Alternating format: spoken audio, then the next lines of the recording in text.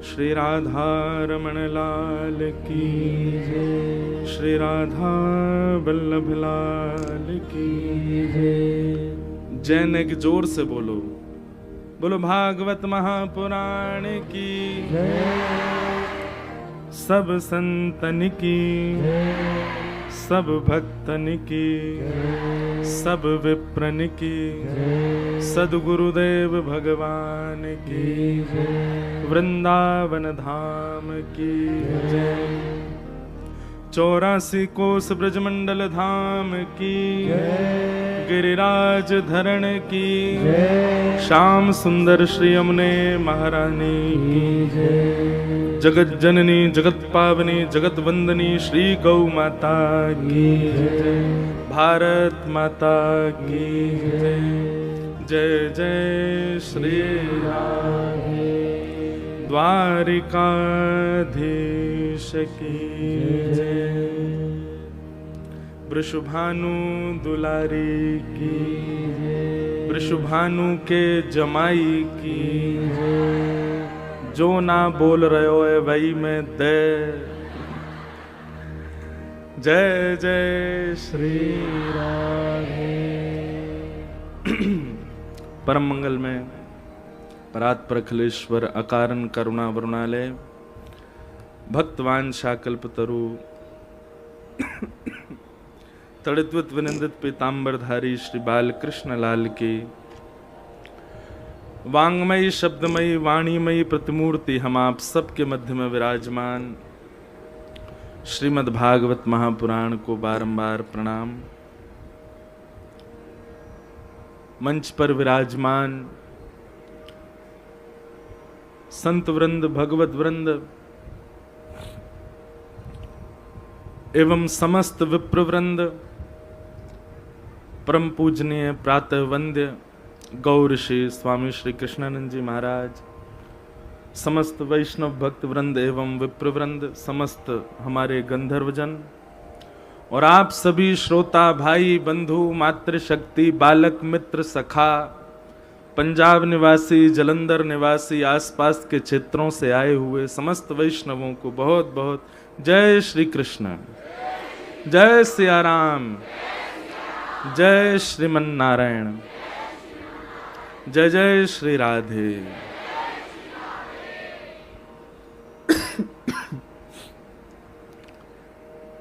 परम कृपा ठाकुर जी की हम आप सब लोगों पर हुई है। पंजाब की इस पावन धरा पर हम आप सब लोग वैदिक वांग्मय के सर्वोच्च सदग्रंथ श्रीमद् भागवत की साप्ताहिक कथा सुनने के लिए एकत्रित हुए हैं। दास का ये परम सौभाग्य है कि भगवत वाणी गाने के लिए ठाकुर जी ने हमको चुना है और केवल भगवत वाणी गाने के लिए ही इस तन का प्रयोग ठाकुर जी ले रहे हैं। कितने सौभाग्य की बात है। आप कहेंगे आप अपना सौभाग्य खुद ही बता रहे हो, पर सौभाग्य संसार के किसी विषय में निपुणता प्राप्त करना ये सौभाग्य नहीं है, पर आपसे और आपके शरीर से आपके जीवन से ठाकुर जी की सेवा के अलावा और कोई काम ही नहीं बनता। ये आपका सबसे बड़ा सौभाग्य है। हम आपको ये नहीं कह रहे कि आप हाथ पे हाथ धर के बैठे रहो, निठल्ले हो जाओ, बिल्कुल खाली बैठो। हम कोई खाली बैठते हैं? एक क्षण खाली नहीं बैठते। पर हमारा शरीर और हमारा जीवन संसार के किसी प्रयोग में आ ही नहीं सकता। अगर आप चाहें कि महाराज जी को किसी कंपनी का सीईओ बना दो तो कंपनी ठप हो जाएगी। अगर आप चाहो कि हमें किसी स्कूल का प्रिंसिपल बना दो तो हो सकता है बच्चे सारे फेल हो जाएं। अगर आप चाहो कि हमें कोई किसी क्षेत्र अन्य क्षेत्र में आप हमको वहां का मुखिया बना दो, हमसे नहीं बन पाएगा वो काम। क्योंकि ये तन, ये नेत्र, ये नासिका, ये जिह्वा, ये कान, ये समस्त इंद्रियां और प्राण अब केवल कृष्ण के हो चुके हैं। अब कृष्ण के अलावा हम कुछ नहीं कर सकते। कथा मात्रैक जीवनम, अच्छा, ये भी आपके चाहने से नहीं होगा। कोई ये बात सुनकर के सोचे कि मैं भी ऐसा ही हो जाऊं, आपके चाहने से नहीं होगा। ठाकुर जी अनुग्रह करते हैं, ठाकुर जी कृपा करते हैं, तभी जाकर के कोई सर्वांगीण भाव से उनका सेवक बन पाता है। तो हम पर बहुत बड़ी कृपा है ठाकुर जी की कि हमको ठाकुर जी ने अपनी सेवा के लिए चुन रखा है। और कैसी आनंद की बात है, दुनिया के लोगों को ठाकुर जी के लिए समय निकालना पड़ता है, पर हमारा जीवन ऐसा बन गया है कि हमको दुनिया के लिए समय निकालना पड़ता है, बाकी पूरे दिन ठाकुर जी में लगे रहें। आज ये पंजाब की कथा प्रारंभ हो रही है, प्रथम कथा हमारी पंजाब में। जालंधर केस, हमारे सब भाई बंधु वैष्णव भक्त वृंदों का बहुत दिनों से मन था। जालंधर कथा करीब 2 वर्षों से चर्चा में तो थी कि कब होगी कब होगी कब होगी। अब जाकर के ये शुभ घड़ी आई और अब जाकर के ठाकुर जी ने ये सौभाग्य प्रदान किया दास को कि हम यहाँ कथा सुनाने आए हैं। पंजाब की ये भूमि सामान्य नहीं है, साधारण नहीं है। भगवान की बहन पांचाली यानी कि द्रौपदी, जो कि श्रीमद् महाभारत में सबसे प्रिय है ठाकुर जी को, द्रौपदी। इसीलिए भागवत में कहते हैं कि द्रौपदी को भगवान ने अपना नाम दे दिया, निरीक्ष कृष्णाप कृतम गुरु सुतम बाम स्वभावा कृपया नाम च। द्रौपदी को भगवान ने अपना नाम प्रदान किया, कृष्णा। इसीलिए हम कथाओं में कहा करते हैं कि भगवान का नाम उच्चारण करना है तो कृष्ण बोलो, कृष्ण। और यदि द्रौपदी का उच्चारण करना है तो कृष्णा बोलो, अकार आ की मात्रा लगाओ। संपूर्ण महाभारत के पात्रों में सबसे प्रिय है भगवान को कौन? द्रौपदी। ऐसा ये पावन पंजाब, जहां ये गुरुओं की भूमि है, ये वीरों की भूमि है, भक्तों की भूमि है, श्रेष्ठ जनों की भूमि है। आज भी वृंदावन आने वाले सबसे ज्यादा वैष्णवों में संख्या पंजाब के लोगों की है। अच्छा, पंजाब के लोग हर चीज में आगे हैं, भक्ति में आगे, बिजनेस में आगे, एक्टिंग में आगे, गायकी में आगे। हमारे देश के लिए जो जवान हमारी सीमा पर रक्षा करते हैं देश की, उन सैनिकों में भी पंजाबी सबसे आगे। और जब सब में आगे तो फिर खान पान में भी आगे, और खान पान में भी कभी कभी थोड़ा उल्टा सीधा भी खाने में भी आगे। पंजाब में केवल एक सुधार करने की जरूरत है, बस यहाँ के लोग खान पान थोड़ा सा अपना, कुछ लोग थोड़ा उसको शुद्ध कर लें, नहीं तो पंजाब में कोई कमी है ही नहीं। यहाँ तो सब मंगल ही मंगल है, सब अच्छा है। आप ये मत सोचना हम पंजाब आए इसलिए पंजाब की बड़ाई कर रहे हैं। वैसे बात तो ये भी है, हम आए हैं तो बड़ाई तो करेंगे, पर जहां भी जाते हैं वहां का कुछ विशेष गुण तो बताया ही जाता है, उसमें कोई आडंबर वाली बात नहीं, कोई छुप छुपाओ नहीं। पंजाब हर चीज में आगे है। गायकी यहाँ जैसे गायक नहीं है महाराज, ऐसे ऐसे गाने गाते हैं, ऐसे ऐसे, चाहे वो क्लासिकल हो, चाहे वो गजल हो, चाहे वो सूफी हो, चाहे वो किसी भी चीज में हो, चाहे वो भजन हो, गुरुवाणी हो, सब चीज में आगे पंजाब के लोग। और सुंदर तो यहाँ के लोग होते ही हैं, यहाँ के पानी में ही सुंदरता है, सुंदर ही लगते हैं। हमारे वृंदावन के तो दूर से ही देख के पहचान जाते हैं लोग पंजाब के, क्यों गोरे गोरे दिख रहे हैं तो पंजाब के ही हैं। तो सब चीज में पंजाब खूब आगे है, और कृष्ण भक्ति में भी सबसे आगे हैं पंजाब के। 80 पै गए पंजाबियां दे पल्ले ठाकुरा, वाह, बस इतनी पंजाबी आती हमको। इससे ज्यादा तो अब आप सब लोग सिखा देना थोड़ी बहुत, तो फिर नहीं तो भैया हम तो ब्रजवासी हैं, ब्रज में ही कथा करेंगे, ब्रज भाषा में ही बोलेंगे, समझ में आ जाए तो बढ़िया बात है। अच्छा, दूसरी बात, स्वास्थ्य अनुकूल नहीं है हमारा। आज सुबह से हम कमरा से ही नहीं निकले, कमरे में ही बैठे मौन की शाम को कथा में कोई दिक्कत ना हो। पर थोड़ा सा स्वास्थ्य अनुकूल है, यदि सेवा में हमसे कोई आज की कथा में, कल तक तो हम स्वस्थ हो ही जाएंगे, आज की सेवा में कोई हमसे थोड़ी बहुत त्रुटि बने तो आप सब क्षमा कीजिएगा। बीच बीच में थोड़ा अवरोध आ सकता है गले का, उसके लिए आप सबको प्रणाम। मंच पर विराजमान हैं परम पूजनीय गौ ऋषि स्वामी श्री कृष्णानंद जी महाराज। हमने अपने जीवन में व्यासपीठ पर बैठने से पहले पूज्य पिताजी महाराज की कथाओं में बहुत प्रवचन किए। हमारे पिताजी कथा में ले जाते थे जब भी छुट्टी होती थी, कि ताकि हम मंच पर बैठ करके थोड़ा अभ्यास करें, तो भीड़ के सामने बोलने का एक अभ्यास हो, लोगों को थोड़ा समझा जाए सभा कैसी होती है, कथा का क्रम कैसा होता है। सबसे पहला हमने अपना जीवन का जो प्रवचन किया, जिनको सुनाया तो हमारे श्रोता महाराज जी थे। सबसे पहला प्रवचन महाराज जी के सानिध्य में ही हुआ। आज प्रथम कथा पंजाब की भी महाराज जी के सानिध्य में ही हो रही है, ये हमारे लिए सौभाग्य की बात है। अब बंधुओं, आज प्रथम दिन है, कथा का थोड़ा विलंब भी हुआ है, पर कल से कथा बिल्कुल अपने समय से प्रारंभ होगी।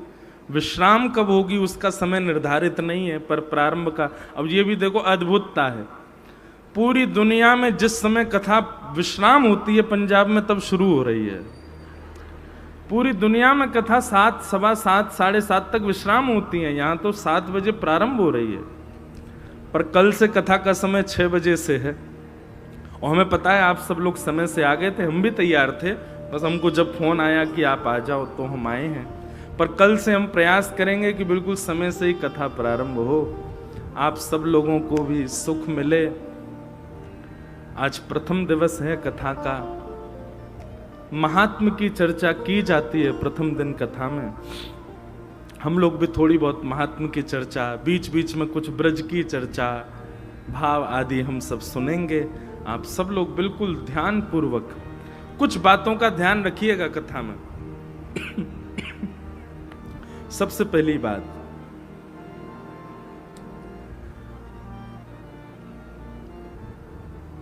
श्रद्धा। श्रद्धा विहरितम यज्ञम तामसम परिचिक्षते। भगवान श्री कृष्ण कहते हैं, व्यक्ति जब श्रद्धा रहित होकर के किसी क्रिया में जाता है तो वही क्रिया, वही भक्ति अनुष्ठान, वही धार्मिक अनुष्ठान उल्टा पड़ जाता है। तो आप सबको बाकी सारी व्यवस्था आदि आदि सब पता ही है, पर सबसे ज्यादा विशेष ध्यान आपको रखना है श्रद्धा। बहुत श्रद्धा पूर्वक बैठिएगा कथा में। श्रद्धा पूर्वक बैठने का मतलब क्या है?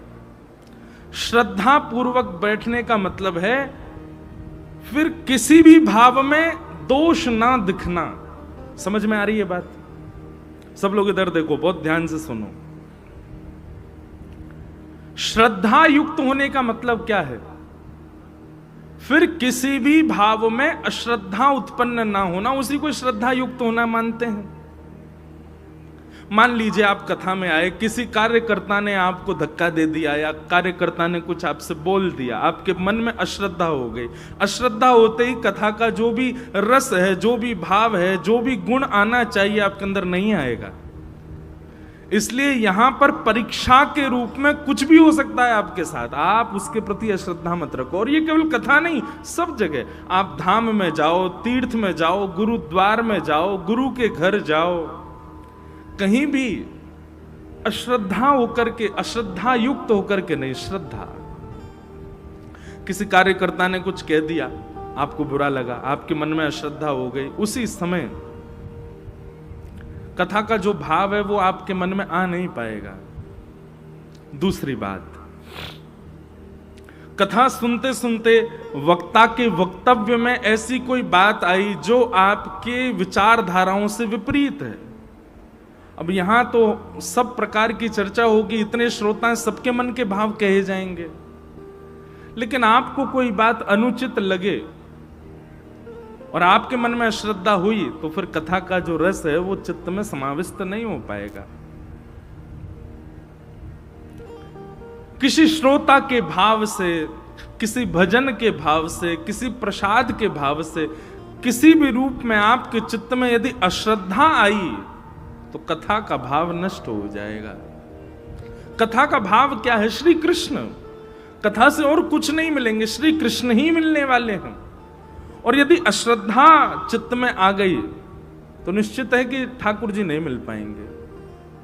इसलिए श्रद्धा युक्त होकर के बैठिएगा। कुछ भी ऐसा होता है जो आपके मन के मुताबिक नहीं है, उसको परीक्षा मान करके हल कीजिएगा, परीक्षा मान करके सह लीजिएगा, पर अश्रद्धा चित्त में नहीं आने दीजिएगा। अब कहो तो निकल के बाहर गए, चप्पल ही कोई चुराई ले गया, आपके मन में अश्रद्धा आ गई, टाइप को आना कथा में, इससे बढ़िया घर पे ही सुन लेंगे। चप्पल उड़ गई हमारी, इतनी महंगी 200 रुपए की लाए थे, कोई चुरा ले गया, अश्रद्धा हो गई। अश्रद्धा नहीं। दूसरी बात,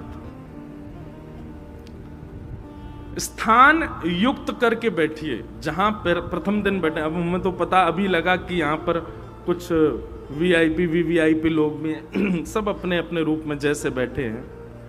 जहां बैठे हो वहीं बैठना 7 दिन तक, क्योंकि हम आज और कल की 2 दिन की कथा में पहचान जाएंगे ये व्यक्ति यहीं बैठता है, ये सोने वाली मैया यहीं बैठती हैं, ये उवासी वाली मैया यहाँ बैठती हैं, ये भाव वाली मैया यहाँ बैठी हैं, ये भाव वाले भैया उधर बैठे हैं। हम आज कल में पहचान जाएंगे तो फिर उन्हीं के, अब जो सोने वाले उवासी लेने वाले, उनकी तरफ हमारी दृष्टि कम ही जाएगी। फिर अब पता चली कि जहाँ भाव वाले भैया बैठे थे वहाँ सोने वाली मैया बैठ गई कल, तो फिर भाव में बहुत जल्दी हमारे तो भूचाल आ जाता है। इसलिए जहां बैठो वहीं बैठना। तीसरा कथा का एक नियम है, अपना आसन संग लेकर के आइए नित्य। जैसे संत महापुरुष अपना आसन संग लेकर के चलते हैं, ऐसे श्रोताओं को भी अपना आसन संग लेकर के चलना चाहिए और उसी आसन पर बैठ के ही कथा सुनो। वो आसन 7 दिन में आपका सिद्ध हो जाएगा। 7 दिन बाद किसी भी वैदिक कार्य के लिए जाओ, वैष्णो देवी जाओ, बद्रीनाथ जाओ, वृंदावन जाओ, हर की पौड़ी हरिद्वार जाओ, आसन अपना संग लेके जाओ, अपना नाम जब साधना उसी आसन पर बैठ के करो, आसन सिद्ध हो जाएगा। तो आसन संग लेकर के आओ, आज नहीं आए तो कल से लेके आओ, आसन बिछा के उसी पे बैठो। चौथी बात, कथा के बीच में किसी भी प्रकार से अपने मन को इधर उधर भटकने मत दो। कोई आ रहा है, कोई जा रहा है, उसको आने जाने दो, आप उसकी तरफ मत देखो। आप अपना ध्यान केंद्रित, सावधान तय श्रृणु, बिल्कुल सावधानी से कथा सुनो। और अंतिम 5वीं बात, हम सबके पास एक आधुनिक यंत्र है जिसका नाम क्या है? कर्ण पिशाचनी, कान की पिशाचनी सबके पास है। ये यंत्र यदि कथा के प्रयोग में आता है, कथा सुनने के लिए आता है, संत जनों की वाणी सुनने के लिए आता है, तो ये साक्षात नारद जी हैं हमारे साथ में। लेकिन इसका प्रयोग केवल फालतू की चीजों के लिए है, तो ये कर्ण पिशाचनी, इसको जितना हो सके फ्लाइट मोड पर ही रखिएगा। जिस प्रकार हवाई जहाज में बैठने से पहले कह देते हैं कि अपना फोन फ्लाइट मोड पर कर लो, नहीं तो तकनीकी खराबी आ सकती है, ठीक वैसे ही कथा भी एक हवाई जहाज है, यहाँ पर भी फ्लाइट मोड में ही रखिएगा अपना फोन, नहीं तो हमारे नहीं आपके चित्त में तकनीकी खराबी आ सकती है। हो सकता है कथा सुनने में आपसे कोई दोष बन जाए, इसलिए इनको शांत रख के बैठिएगा। बाकी भैया कुछ नियम करो चाहे मत करो, पर कथा में आओ, रोज सुनो, है ना। आइए हम लोग आज प्रथम दिवस की कथा में प्रवेश करते हैं। बोलो वृंदावन बिहारी लाल की जय, श्री राधा रमण लाल की जय, जय जय श्री राधे। सच्चिदानंद रूपाय विश्वोत्पत्त्यादि हेतवे तापत्रय विनाशाय श्री कृष्णाय वयं नुमः। महात्म, महात्म का मतलब क्या होता है? महत्व। कथा का महत्व हमको यहां बताया जा रहा है। क्यों सुनी जाती है भागवत की कथा? क्या अभिप्राय कथा सुनने का?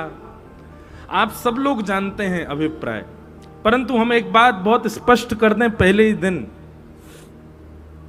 श्रीमद् भागवत की कथा सुनने के पीछे यदि आपने सांसारिक विषयों को रखा है, कथा सुनने के पीछे आप सबके मन में यह भावना है कि कथा सुनने से हमको ये प्राप्त होगा, कथा सुनने से घर में शांति हो जाएगी, कथा सुनने से हमारे रुके हुए काम चालू हो जाएंगे, कथा सुनने से हमारे आदि आदि जो भी सांसारिक भाव हैं, इन सब की पूर्णता यदि आप अपने मन में रख के बैठे हो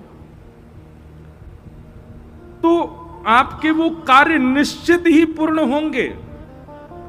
परंतु ये उद्देश्य नहीं है भागवत जी का। जैसे जल का मूल काम क्या है?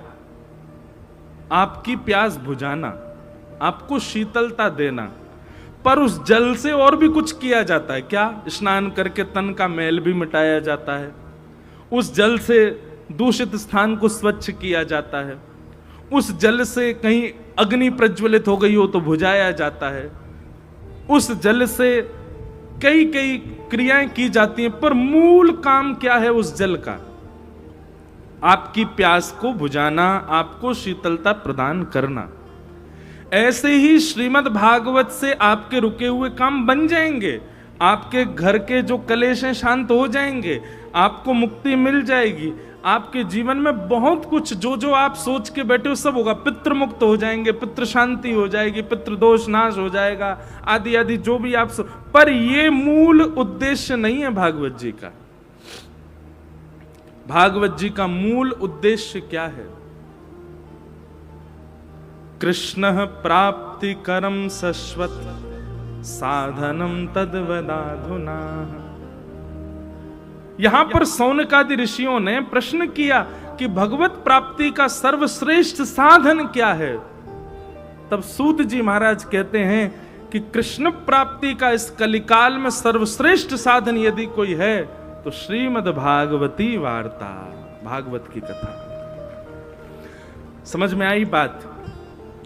मूल उद्देश्य केवल और केवल राधा माधव की प्राप्ति है।